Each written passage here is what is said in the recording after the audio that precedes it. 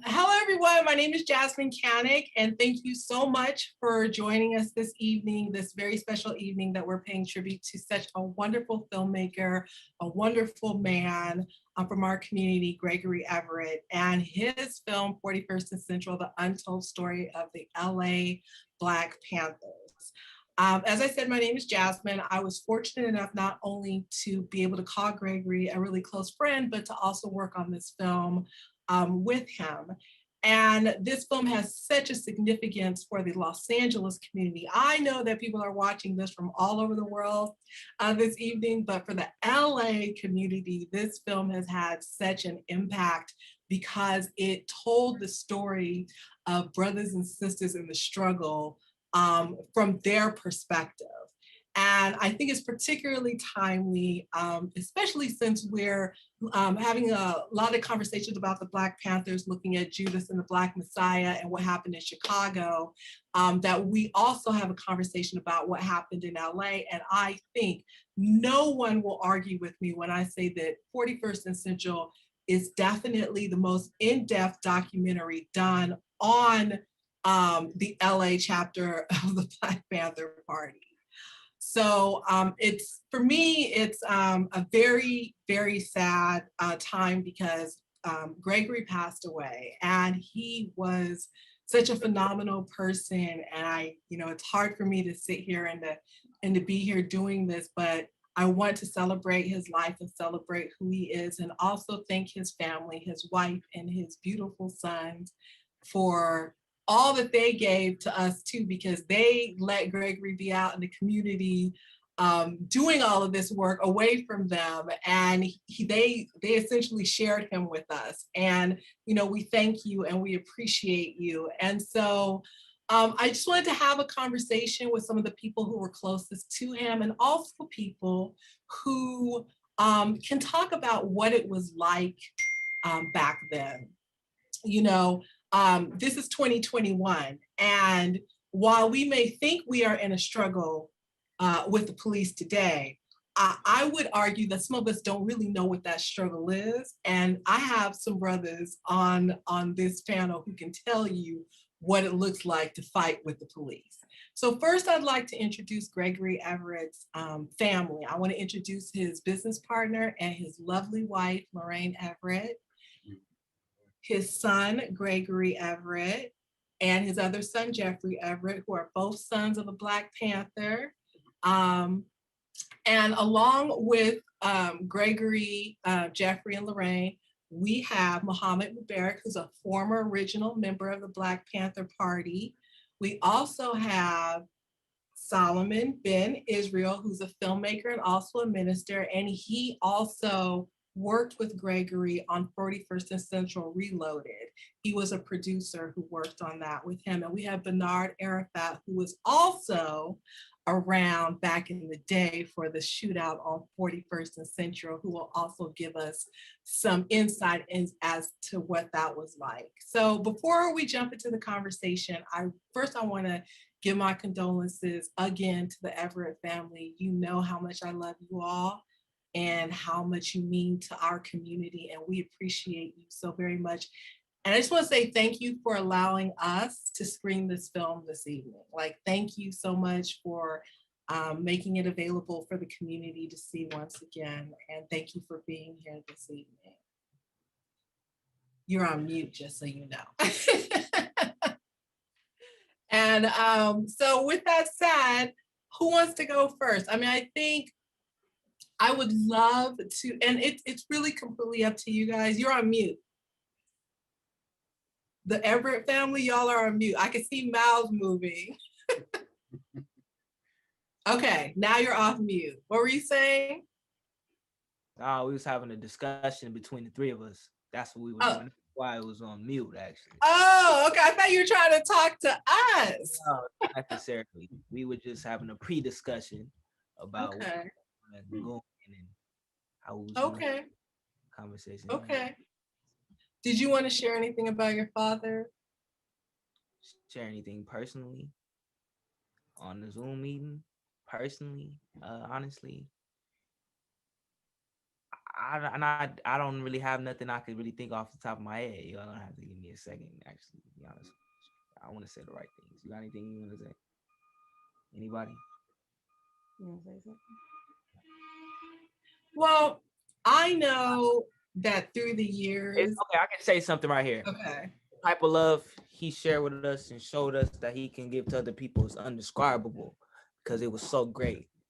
It's beyond anything we can comprehend because it was just a motivation he had every day when he woke up in the morning, and a motivation that he had when he went to sleep. It just was every day bettering myself as a person and making sure my family is all right and the people around me all right. Just the type of person on the phone all day, talking to family, talking to everybody from day to dawn, just making sure everybody okay. And you just never really get to see that from other people. But you understand that my dad was really someone like that, and there's only so many people like that. It's a rare breed that comes from that. So it's undescribable, pretty much how great of a person he was. It's just you can't even put it into words, to be honest with you. Yeah, no, you're absolutely right. I used to be on the receiving end of some of those calls because he would call and check on me a lot. Everybody. And I appreciated that. You watched your father working on this film for all the years that he put a lot of time and energy into this film. Do you remember what it was like when you first found out like what the film was about, and when you first saw the film, like what you felt? Because at first we couldn't even see the film. He didn't even let us watch the film, to be honest with you. Really? It took a couple of years. I think we was like to like 15. I was like probably 14, 15 when he finally allowed me to watch the film. But leading up to just watching them, just because we would literally have to wait outside. Like when we the last time we at the Pan African Film Festival, I don't think we was able to watch the film at that age. He didn't let us watch the film. We went and saw a different movie. So like, to be honest, it was just when we finally got a chance to see it, we finally realized all the work he put into it. It just took so long to come together. So all that work, it just looked like somebody really took their time and really did the research and did the interviews and just was really determined to make the best movie he could possibly make. And I just respect him for that, from always for that, just because I could see a documentary, but I just know it never be, because I seen them working on it. It'll never be as long as it took to come together. It'll never be as perfected as my dad would have did it, because he was just a perfectionist. So it's years and years in the making movie, so it's just beautiful to see that it's he never even got a chance to really finish what he wanted to do, to be honest with you. But it's beautiful to see what he was able to accomplish with that movie, because it really meant a lot to him to get that done. Because he was doing that since I was a baby, pretty much. The research when he met Roland Freeman, and Ronald Freeman, just grow from there. Yes, very, very inspirational film in person to be. I have a photo of all of us on the red carpet back in 2009 or 10, and y'all are so small. Y'all are little boys. And you just reminded me, no, you weren't allowed to go see the film back then, but you were in all the pictures on the red carpet. But yeah, I don't think they let you in the theater to see the film that night. But yeah, that was beautiful. Thank you so much for sharing that. Mubert, can you share what it was like when you first met Gregory, when he first approached you with what he was working on, with what he was trying to do? Yeah, Roland Freeman introduced me to him and told us that he was putting together this project. Well, let me stop you right there, because everyone doesn't know who Roland Freeman is. Well, so can you tell the audience who Roland Freeman is? Roland and Ronald Freeman were comrades of Brother Everett and I.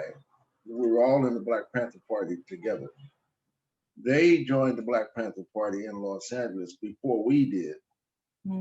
And they kind of had more rank, should we say,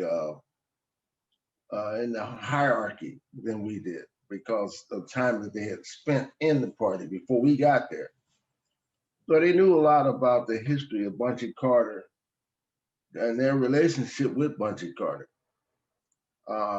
I personally didn't get a chance to meet Bunchy. I met John Huggins when I came into the party. He brought me into the party. And when the two of them got killed, it was a shock to me because I was just getting to know him. I was only 16 years old when I joined the party. Wow. And it was a lot of people my age and a little older. We were all young people that came into this organization. And what made us more mature than what we actually were in our age was they required us to become politically educated at a young age. It was a requirement for everybody when they first came into the organization to get political education and go to the PE classes that were required for at least 3 months so that you would know exactly what your purpose was in being in the organization. And my relationship with Roland developed in the year of 1969 during the summer.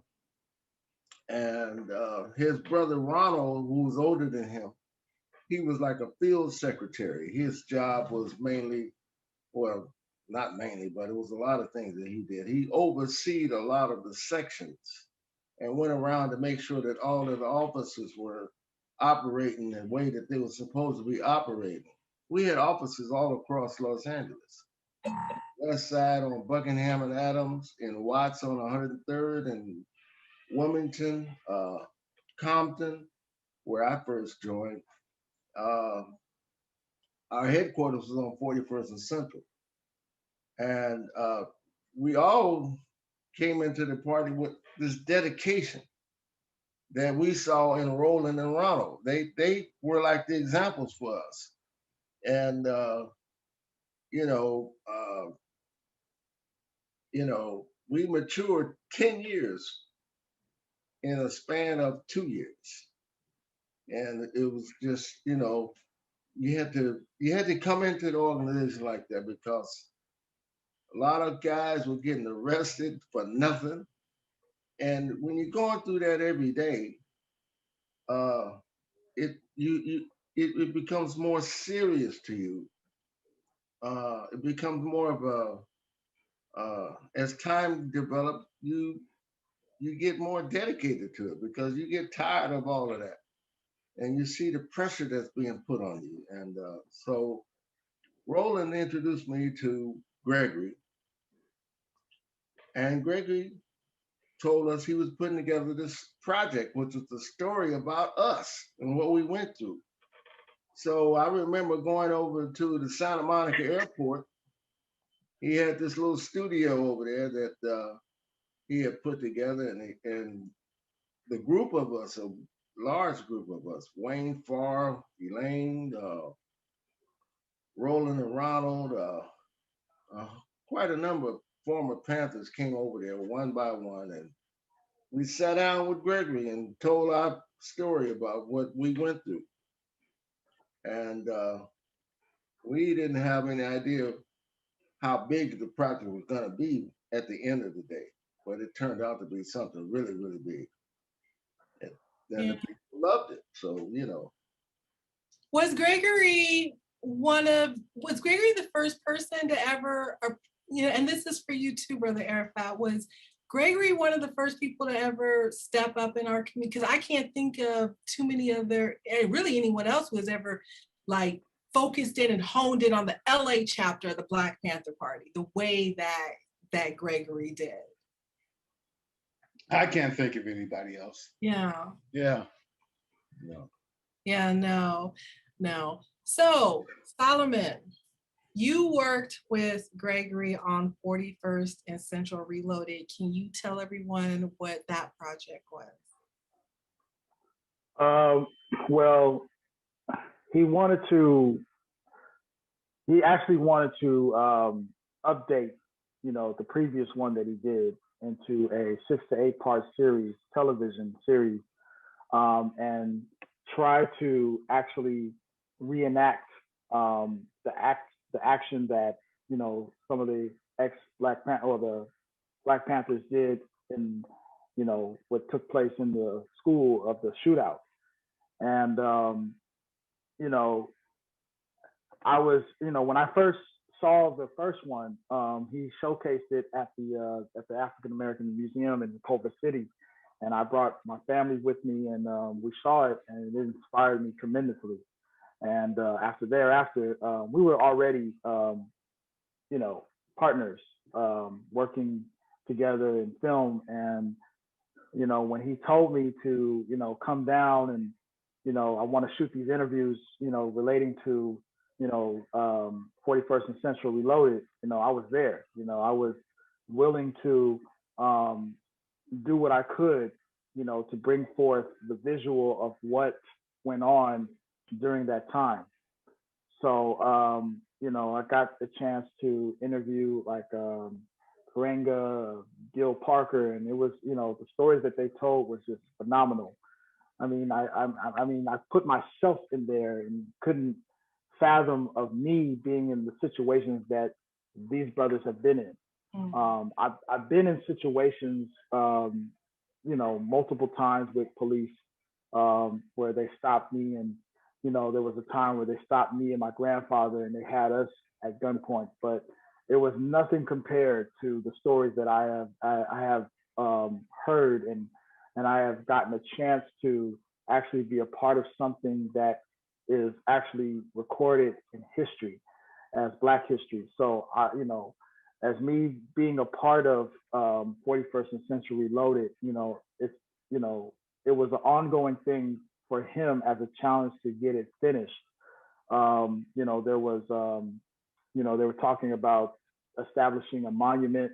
They also did a award ceremony for the city council, and I was a part of that. So it was a very honorable thing to be a part of that, along with Gregory Everett. I just felt like I was a part of the team, and as well as part of something that really meant something for Black people. And that's what Greg was all about. He was about community, and he was about bringing his people together to doing something positive. So I really, really appreciate that. Yeah, one of the things about Gregory was that he's a perfectionist. And I think his son just mentioned that, like, he was a perfectionist. Like, he would, whatever projects we were working on, sometimes he would drive me crazy because he would want to, we're going to fix that. And I think we were done. He's like, no, no, no, we can make it better. We're going to do this. We're going to do, I'm going to throw this in there. He was a perfectionist when it came to his craft. And I think that's also what made him so unique and special, because he really cared about his work. It didn't matter if it was a commercial or a music video, a documentary film, or even a photo shoot. He was a perfectionist. He wanted it to be done correctly. I have a question for you, Jeffrey. My question for you is, because you were growing up when he was working on this film,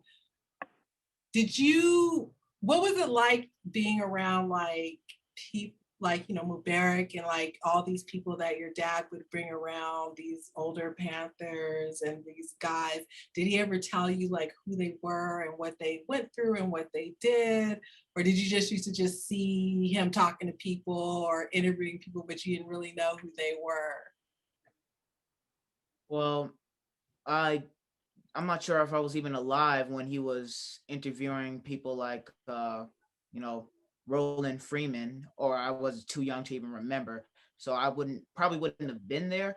When we were interviewed later on, like Gil Parker, I was there for those interviews, and by that time I definitely had an understanding of who the Black Panthers were and what they did. Growing up, like my brother said, we weren't allowed to see the movie. So uh I kind of knew Black Panthers was something, through him saying it, but never really heard, the nitty gritty details, what the shootout was, what had really happened on 41st and Central, until I saw the film in completion. I believe in 2016 was the first time I saw it in completion. There was a filming at UCLA in honor of John Huggins. Erica Huggins was there, and I believe her daughter. And I remember that's the first time I saw the film in its entirety. And growing up, around these people, when you don't really understand, who the Black Panthers were or what they did or what happened on 41st and Central, it was kind of like, like more of a familiar tie, like something like family, growing up around Ronald Freeman and Wayne Farr is somebody that I like when at a young age before those other interviews. It was just like an older gentleman that seemed to be someone that my father cared about, and I cared about him. He was kind of like, just family. Yeah. Lorraine, when he came to you and told you he was going to do this project, what did you think? I always had his back on whatever he did, So when he was talking about doing this project, I was excited because he I knew that he was going to do something that he really wanted to do and what he was into, because he edited that film for like 2 months straight every single day to show it at UCLA. Wow. So I know that he was really, really into this film. Yeah. Do you remember when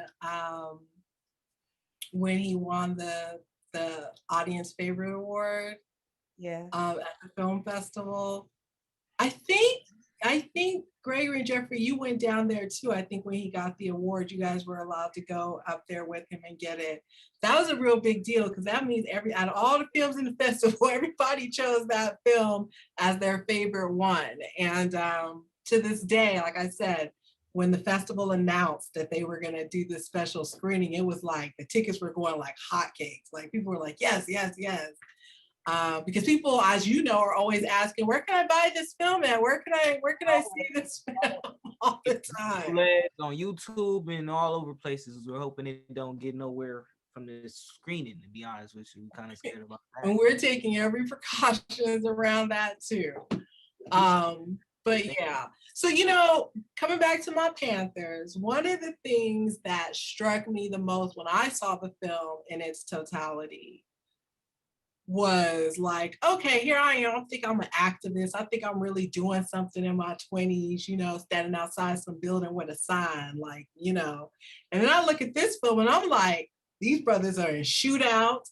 They out here, watching the police, like watching the police watch us. And it's like the things that I saw happening, and these brothers and sisters were 15, 16, 17, 18. I couldn't imagine being that young, engaged in that kind of activity.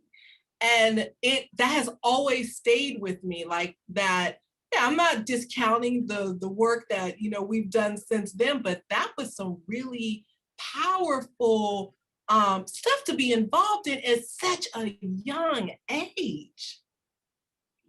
I mean, you could have been doing anything else in the world, but you guys were out there feeding people and watching the police and getting in shootouts with the police. You want to talk about that? Yeah, I'll speak on that.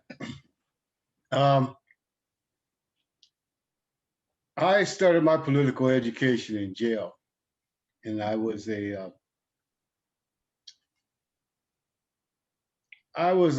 juvenile delinquent, and actually I was in the old county jail, and the Steiner brothers were right next to the juvenile tank. And when they found out my real age, because I lied about my age when they put me in the old county jail, they sent me to juvenile hall. And that's where I planned my escape. But I shared a jail cell with a brother named Wendell. And he kind of politically educated me while I was in jail. So I had that mindset.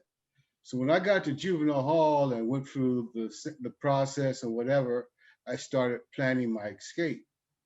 And I've always worn glasses.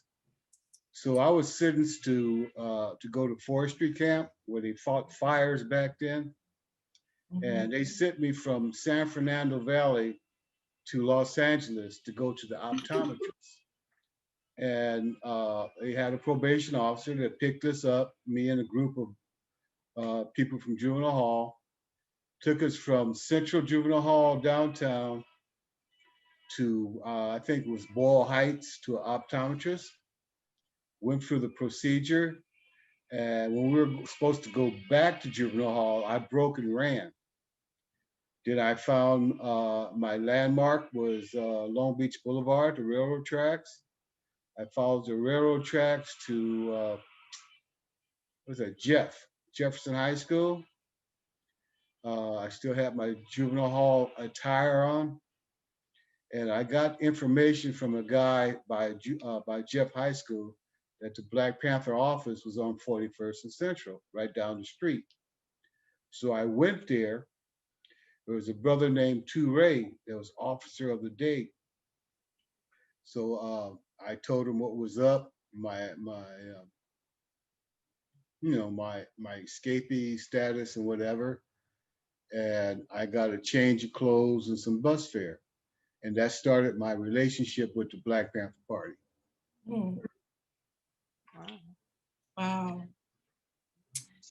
And how long, I mean, and your relationship ended up going all the way through. I was in the shootout. Before the shootout, there was a police officer by the name of Cigar.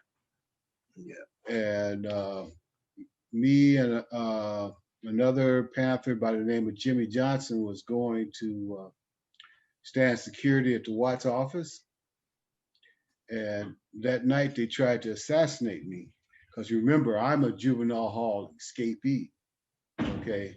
So they picked us up before we can go into the Watts office. They drove us to 77th Street. They kept him, put me back in the car, drove me to 103rd, 3rd Street in Watts by the railroad track. There used to be a tailor shop and a big open field. And they proceeded to whip my ass, and they did, you know. And this must have been about 2 or 3 o'clock in the morning.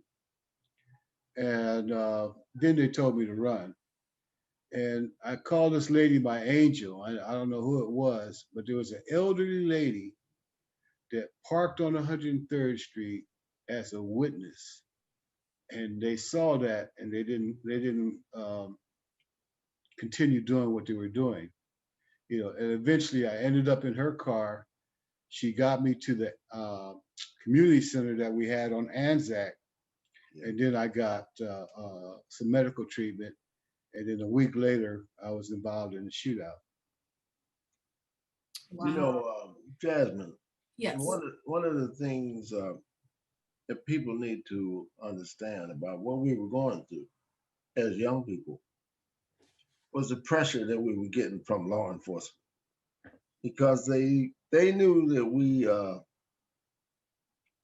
had developed a consciousness through our political education that at a young age made us much more mature than the average kid our age. Okay. When you become conscious about what's going on around the world and politics and all of that, that right there puts you on another level and puts you in a position to get attention brought to you, because you're speaking out against a lot of stuff. Like you are an activist today, and the things that you speak out against and all of that, and you got a consciousness about what you do. And the fact that they knew that the Black Panther Party was all about defending the Black community against the police and what they were doing to us, and they knew that we had guns, and we weren't afraid to use our guns against them if they shot at us. That was something that alarmed them. And the fact that they became aware that a lot of people that were coming into the Black Panther Party were people that had just left the military, that left the war in Vietnam. And it was so many brothers coming out of the war into the Black Panther Party, as well as brothers coming out of the penitentiary into the Black Panther Party, who weren't afraid to fight against the police. Mm. And, you know, the year of 1969 was that year what I call the year of the Panther, because J. Edgar Hoover, he decided that his massive campaign from New York to LA, from Chicago down to Texas, against the Black Panther Party to wipe us out by any means he could. He paid a lot of people to inform on us, to infiltrate the Black Panther Party. There's a whole lot of people came in there was getting paid by the police, and they joined the Black Panther Party to tell on us to the police. I later found out that during the shootout, they had somebody in the building that was informing them about what we had in the building. Wow. So they knew when they kicked the door in what they were going to be up against. You see what I'm saying? Yeah. It's It seems like that was a million years ago, but it wasn't. It was not that long ago that all of these things were happening, which is why I tell people today, you know, it's not that hard to believe when we find these things that are still happening with the LAPD and various police departments around the country. Like, look, I mean, these things happen within your lifetime, right? So it's not, we're not that far removed from it, right? No. So I want to get ready to wrap up because, you know, I don't want to go too long, but I did want to, like I said, I wanted to thank the Everett family for letting us screen their film. And again, for sharing Gregory with us. And of course, you know, just, you know, like I said, you know, Gregory was a historian. He was really great at capturing our history and keeping our history and things that you wouldn't even think about, like he would remember or have something from it, you know? And this film, I think, means so much to so many people in our community because this story, no one ever cared. No one ever, before Gregory came along and told it, no one ever cared enough to tell the story. And if it was told from the LAPD's perspective. So you know what perspective that was, right? So, you know, we appreciate you and we thank you so much. And we thank everyone who contributed to the fundraiser this evening to celebrate Gregory's life and to support his family. We thank you so very much. And of course, we thank the Film Festival for always being there for us and giving us this platform. And I wanted to offer any of you any last words, anything that you wanted to say. Yes, I would like to add one last word. Yes. As we pay tribute to Gregory, who was one of our great young revolutionaries in film, whose father was a former Black Panther. We also want to pay tribute to our comrade. We have a heavy heart sitting here talking to you because Gil Parker died today. Oh. Yeah, Wow. and he was supposed to be on this with us, Yeah. and he died this morning. So, Wow. you know, and Gil was in the shootout with Bernard. So we have a heavy heart today. And we just pray for Gregory's family and we pray for Gil's family. Not enough words that I can say anymore about that, how devastating that is. Yeah, it is. Yeah, I'd like to say something. Yeah, my condolences to the family. I was blessed to meet the family and very beautiful family. As a matter of fact, I used to tease Greg. I said, "You're like a black partridge family." I mean, it was a beautiful example of a black family, man. The way it's supposed to be, since black families have been broken up and everything. And Greg, I was in the hospital a few months ago, and I had an ulcer, and I put it on Facebook that I had just got out of the hospital or whatever. Greg came and saw about me. He asked me what I needed or whatever, and he had experienced the same illness in his lifetime. And he brought me some soup and some broth and things that I needed to recover. And he was such a beautiful brother. He was down to earth. He was Real. I mean, it's a blessing to know him. I want to add this too. I was in the hospital back in December because I had COVID and I had pneumonia related to it. And I called Gregory while I was in the hospital and had a conversation about what I was going through.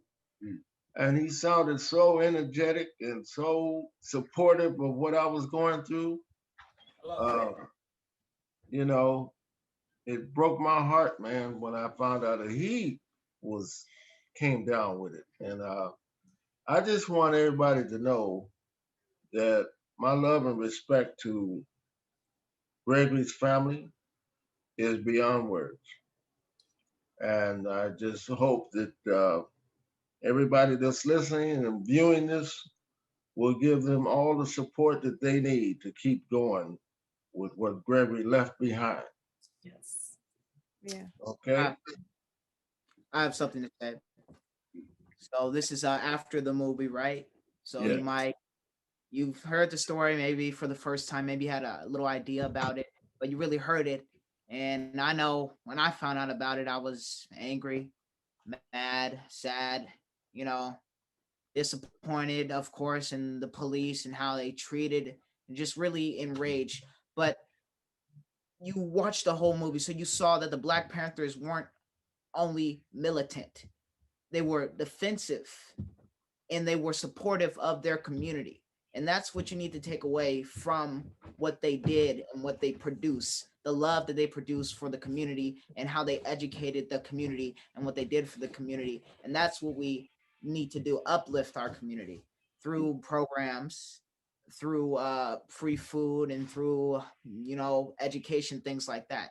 That's what we need to do in order to uplift our community. Not only that, you could just say hello and be polite to everybody in the community just to uplift the community. You ain't even gotta do too much. You can just be yourself, be the best you can be, and just spread that love that you have with everybody else. And just let them know that they can be that too if they just put their mind to it. It's just a mindset. Everything's a mindset. Once you get that mindset and you just develop it, it takes time, Everybody don't have it at first, but once you develop the mindset that you have to be great every day and make other people feel like they're great, the rest will come.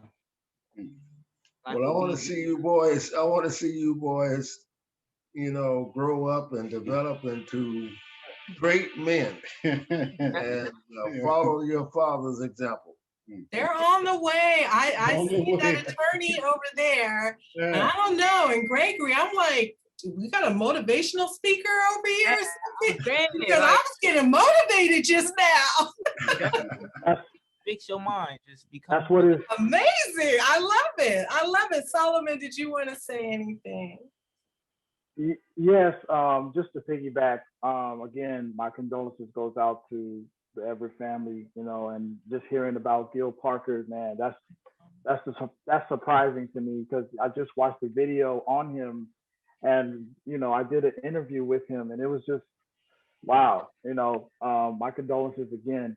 But as you said, Gregory, as we know him as G-Bone, he was a perfectionist.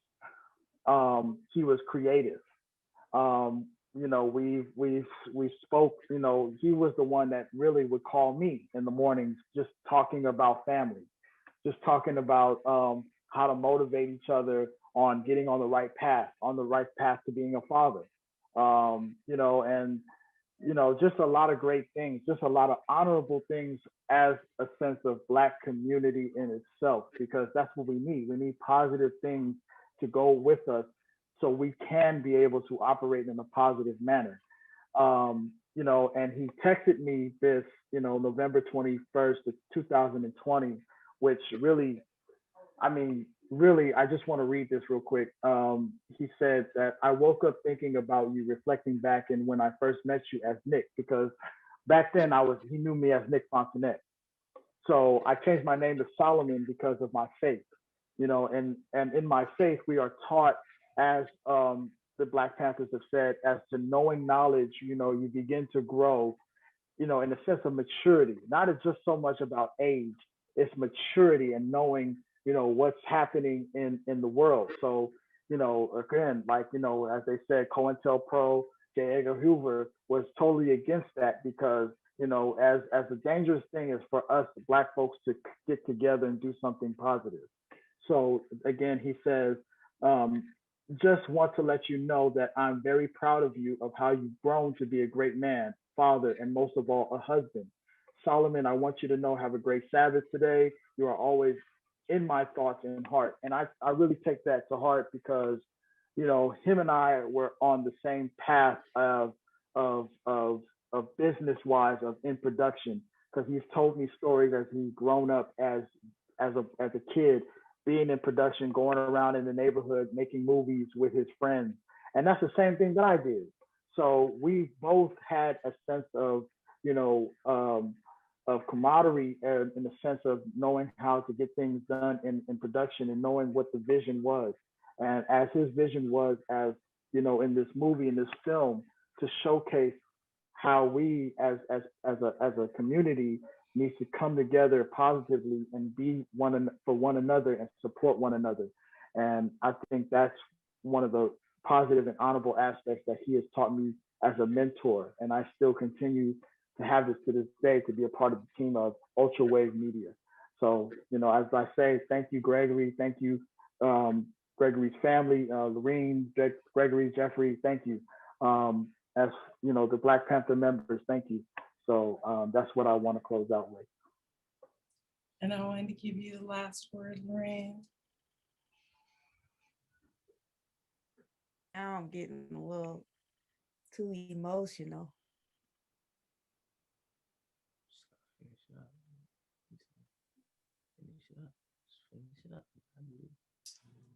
It's okay. No, we're taping this, so we can cut all of this out. So it's okay. It's okay, Lorraine. Yeah, it's okay. We all feel you. We all feel you. We do. All feel you. We do. We all feel you. So please, I yeah. We love you all so much. We do. We made it the whole hour, 55 minutes. Come on now. You don't have to say anything. I just wanted to give you the respect to give you the last word, but if it's too hard, it's okay. No problem. We can cut all this whole part out. It's okay. Do you want me to just go ahead and wrap it up?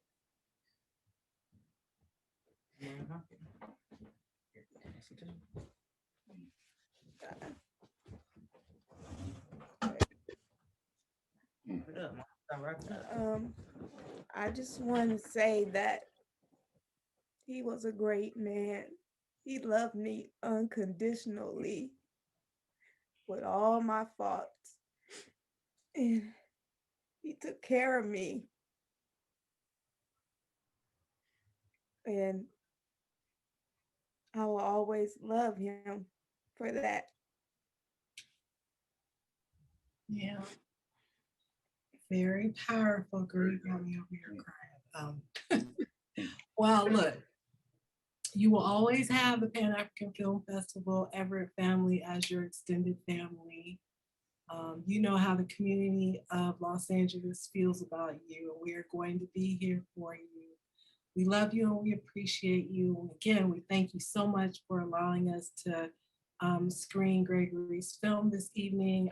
Again, I want to thank the Pan-African Film Festival. I also want to thank the Cochran Firm because they also graciously agreed to sponsor in part this evening. The Cochran Firm loved Gregory so much. And so he did a lot of great work here at the Cochran Firm, and they loved him. So, and everybody else, you know what?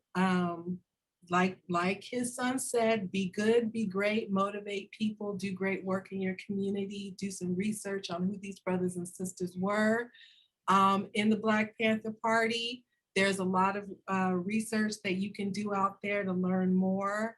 And if you want to support other films in the film festival, make sure you visit www.paff.org or just Google Pan-African Film Festival. Thank you everyone so much for joining us this evening, and rest in power, Gregory Everett, and rest in power, Gil Parker. Thank you. There's also a GoFundMe up if you want to support our family. Just go to GoFundMe and look up Gregory Everett. That's right. And we'll post it on the PAFF page as well. How's that? Thank you. Thank you. My name is Ayuko Babu, the Executive Director of the Pan-African Film Festival, inviting you to our 29th annual virtual Pan-African Film and Arts Festival, beginning February 28th to March 14th. Get your tickets today. Hope to see you there.